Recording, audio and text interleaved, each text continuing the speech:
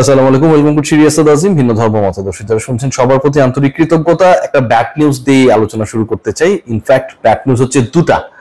আমাদের মুস্তাফিজুর রহমান এবং Rishad Hossain, leg spinner এবং বাঁহাতি পেসার, এই দুজন ক্রিকেটারের দারুণ সুযোগ ক্রিয়েট হয়েছে দুটো ভিন্ন ফ্র্যাঞ্চাইজ টুর্নামেন্টে খেলার ক্ষেত্রে, বিগ ব্যাশ এবং আইএল টি20। কিন্তু দুঃখজনক হলেও সত্য, রিশাদ এবং মুস্তাফিজ দুজনের কেউই আপকামিং এই দুই ভিন্ন টুর্নামেন্টে খেলতে পারছেন না। মুস্তাফিজুর রহমান, তিনি আপনারা জানেন যে কিছুক্ষণ আগে যে নিউজটা আমরা পেয়েছি, দুবাই ক্যাপিটালসে একজন পার্টিকুলার পেসারের বদলি হিসেবে তাকে দলভুক্ত করার ঘোষণা দিয়েছে দলটা।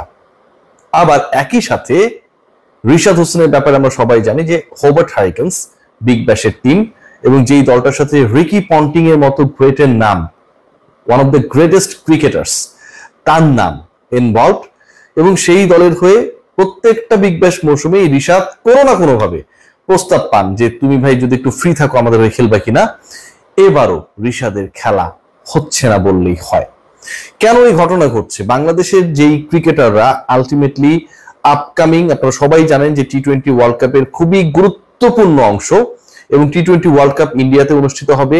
সেখানকার সয়েলে রিশাদ এবং মুস্তাফিজ আইপিএল এ প্রুভেন পারফর্মার। লাস্ট আইপিএলেও আমরা দেখেছি দিল্লি ক্যাপিটালসের হয়ে তাকে শেষ মুহূর্তে ডাকা হয়েছিল, 4-5টা ম্যাচ খেলার সুযোগ পেয়েছিলেন মাত্র, কিন্তু এই কয়েকটা ম্যাচেই তিনি কিন্তু তার ঝলক দেখিয়েছেন। শেষ পর্যন্ত মুস্তাফিজ যখন চলে আসেন, অথবা দিল্লির যাত্রা যেখানটায় শেষ হয়েছে, একটা আশা নিয়ে শেষ হয়েছে যে পরের আইপিএলে নিশ্চয়ই তার দিকে ফোকাস করবে তার দল। রিশাদের ক্ষেত্রে আমরা যদি দেখি যে বাংলাদেশের সবচেয়ে ইমপ্রুভ ক্রিকেটার এই মুহূর্তে ইয়াং ক্রিকেটারদের মধ্যে যিনি, তিনি হচ্ছেন রিশাদ হোসেন। লেগ স্পিনার কল্পনা করলেই রিশাদ ছাড়া দ্বিতীয় কোনো নাম এই মুহূর্তে সামনে আসে না। সেই তিনি আরো একবার হোবার্ট হারিকেন্সের হয়ে খেলার সুযোগ হারাচ্ছেন।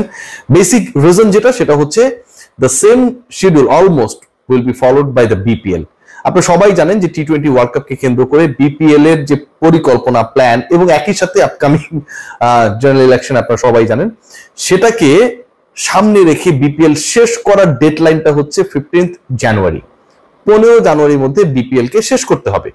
এখন 15 জানুয়ারির মধ্যে যেহেতু বিপিএল শেষ করতে হবে, তার মানে বিপিএল শুরু করতে হবে definitely first week of December. ডিসেম্বরের যদি ফার্স্ট উইকে আপনি বিপিএল শুরু করেন, 15 জানুয়ারির মধ্যে যদি এটাকে শেষ করার ডেডলাইন মাথায় রাখেন, এবং ডেফিনেটলি এই দুইয়ের সাথে, মানে শুরু শেষের ডেডলাইনের সাথে আপনার মাথায় রাখতে হচ্ছে যে ফেব্রুয়ারিতে হচ্ছে আপনার ওয়ার্ল্ড কাপ। ডিসেম্বর ওই সময়টা বাংলাদেশ দল ওয়ার্ল্ড কাপ খেলতে যাবে। তাহলে একই শিডিউলে, ওই জানুয়ারি ডিসেম্বরের শিডিউলে, ডিসেম্বর জানুয়ারির শিডিউলে, 2025-এর ডিসেম্বর, 2026-এর জানুয়ারির শিডিউলে, একই শিডিউলে কিন্তু আমরা সবাই জানি যে দুবাই ক্যাপিটালস কিংবা হোবার্ট হারিকেন্সের খেলা।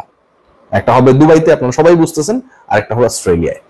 সো এই যে ঘটনাটা ঘটলো, একই শিডিউলে বিপিএল থাকার কারণে আপনি অন্য লিগে যদি পার্টিসিপেশনের সুযোগ থাকে সেটা আপনি অ্যাভয়েড করতে পারেন, কিন্তু যখন বিপিএল থাকবে, বাংলাদেশ ক্রিকেট বোর্ড বিপিএল এর এই দুজন গুরুত্বপূর্ণ ক্রিকেটারকে নিশ্চয়ই নো অবজেকশন সার্টিফিকেট দেবে না to play for other franchise league. তার মানে কি, সুযোগের জায়গাটা একদমই নেই, মুস্তাফিজের জন্য নেই, রিশাদের জন্য নেই। তবে আপকামিং বিপিএল, মানে আমরা যারা আসলে আফসোস করতে চাইছি যে বিপিএল তো আসলে ভালো হয় না, বড় ক্রিকেটার থাকে না, একই সময় এবার অনেকগুলো ফ্র্যাঞ্চাইজ টুর্নামেন্ট হবে, এবং এই টুর্নামেন্টস গুলো হবার কারণে বিপিএল এ ভালো ক্রিকেটার আসবে না, সেই জায়গা থেকে মনে হয় যে উত্তরণের একটা পথ তৈরি হয়েছে। কেন? আমার কাছে যতটুকু মনে হয়, এবং যেই পথে বাংলাদেশ ক্রিকেট বোর্ড বিসিবি এই মুহূর্তে রয়েছে, বিপিএল সবচেয়ে জাঁকজমকপূর্ণ টুর্নামেন্ট হতে পারে despite following the same schedule. কারণটা হচ্ছে আইএমজি আইপিএল কে দাঁড় করানোর ক্ষেত্রে international management group, USA based যে কোম্পানিটা, ভূমিকা পালন করেছে years after years. More than 10 edition of IPL they had organized. সেই IMG is going to be the part of BPL from this season. 3 বছরের জন্য চুক্তি almost done, 90% discussions almost done. শুধু ক্রিকেট না, ফুটবল, লা লিগা, মানে they have huge experience. So IMG, whenever they will be the part of BPL formally, definitely they will be focusing on getting some good cricketers, big names. IMG এখান থেকে profit করবে, এবং প্রফিটের হিসাবটা হচ্ছে অনেকটা এরকম যে বিপিএল যদি লাভজনক হয় তাদের প্রফিট রেশিও বাড়বে। বিপিএল কে লাভজনক করতে হলে কি করতে হবে? আপনার দলগুলো ভালো হতে হবে, দলগুলো গ্যারান্টি মানি এনশিওর করতে হবে।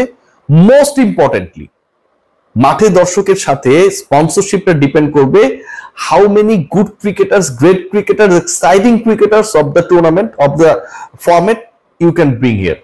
সো ওই দিক থেকে আমার কাছে মনে হয় যখন আপনি আইএমজি কে, ওয়ার্ল্ডের বেস্ট ম্যানেজমেন্ট ফার্মকে দায়িত্ব দেবেন, তখন সেই জায়গাটা, সেই আশাটা অনেকটাই পরিপূরণ হয়ে যায়। সো ডিসপাইট মুস্তাফিজ এবং Rishad, they are not going to be the part of two different franchise tournament, BPL এ খেলার কারণে আসলে খুব বেশি দুঃখের সুযোগ নেই, কারণ Bangladesh cricket board already IMG কে দায়িত্ব দিয়ে দিয়েছে, শুধু ফর্মাল অ্যানাউন্সমেন্টটা বাকি। নেক্সট 3 সিজনসে তারা বিপিএল আয়োজন করবে, এরপর এই চুক্তিটাকে এক্সটেনশন করা হবে। তার থেকে বড় ব্যাপার, আইএমজি এখানটায় এসে শুধুমাত্র বিপিএল আয়োজন করলো, দলগুলোকে ম্যানেজ করলো, কয়টা দল খেলবে এটা ইনশিওর করলো, এর বাইরে আরো দুটা গুরুত্বপূর্ণ কাজ তারা করবে, এবং যেই ডিসকাশনটা আসলে বিসিবির সাথে তাদের প্রেজেন্টেশনে হয়েছে। এক নাম্বার যেটা আপনারা সবাই জানেন, একটু আগে যেটা বলছিলাম, যে এক্সাইটিং টি-20 ক্রিকেটার্সদের availability, engagement with those teams who are going to be the part of BPL, এবং সেকেন্ড পয়েন্ট যেটা, সেটা হচ্ছে আপকামিং বিপিএল এ যদি পারা যায় বাইরের ফ্র্যাঞ্চাইজ লিগে অংশগ্রহণকারী কোনো একটা আলোচিত দলকে অ্যাটেন্ড করানো। সেটা যদি হয়, জাস্ট ইমাজিন করুন যে ক্যারিবিয়ান লিগের একটা টিম এখানটা এসে খেলছে, সিপিএল এর একটা টিম খেলছে, কিংবা হচ্ছে আলোচিত কোন একটা ফ্র্যাঞ্চাইজ লিগের কোন একটা টিম এখানটায় খেলছে। ফ্র্যাঞ্চাইজ লিগের টিম বলতে হচ্ছে তাদের স্যারোগেট টিম, ব্র্যান্ড নেমটা সেম থাকবে। ত্রিনবাগো নাইট রাইডার্স এর সব ক্রিকেটার তো কলকাতা নাইট রাইডার্স এর ক্রিকেটার না, but the brand name is same almost. So এই ঘটনা যদি ঘটে, ডেফিনেটলি বিপিএল এর হাইপটা বাড়বে। যেই সিজনে হবে ডিসেম্বর জানুয়ারি, টি-20-র জন্য একদমই প্রপার টাইম, এবং যেহেতু বাংলাদেশ ক্রিকেট বোর্ডের ইলেকশনের পরপরই বিপিএলটা হবে, আমার কাছে মনে হচ্ছে এটাও one of the best issues, যেখান থেকে বাংলাদেশ ক্রিকেট বোর্ডের পরিচালনা পর্ষদ, যেহেতু একটা ফ্রেশ বডি আমরা পাবো ফর নেক্সট 4 ইয়ার্স, তারাও অনেকটা স্বস্তি নিয়ে বিপিএল আয়োজন করার ক্ষেত্রে রোল প্লে করবে। So overall the discussion is that Mustafiz এবং আমাদের রিশাদ হোসেন, এগেইন তাদের একটা golden opportunity is going to B lost. তবে সবচেয়ে বড় ব্যাপার যেটা, সেটা হচ্ছে আপকামিং বিপিএল এ যেই টুর্নামেন্ট গুলোতে যে ফ্র্যাঞ্চাইজ লিগে খেলার সুযোগ তারা হারাচ্ছেন, তার থেকেও এক্সাইটিং ক্রিকেটার আসছে, এটা আমরা বলতে পারি। 3 বছরের জন্য বিপিএল এর দায়িত্ব পেতে যাচ্ছে আইএমজি, এবং তাদের মূল ফোকাস হচ্ছে বিপিএল কে কলঙ্কমুক্ত, বিতর্কমুক্ত, প্রফিটেবল এবং একই সাথে এক্সাইটিং ক্রিকেটার ওরিয়েন্টেড করা যায় কিনা সেই ব্যাপারটা এনশিওর করা। সবাই ভালো থাকবেন, take great care, don't worry about the 2 cricketers.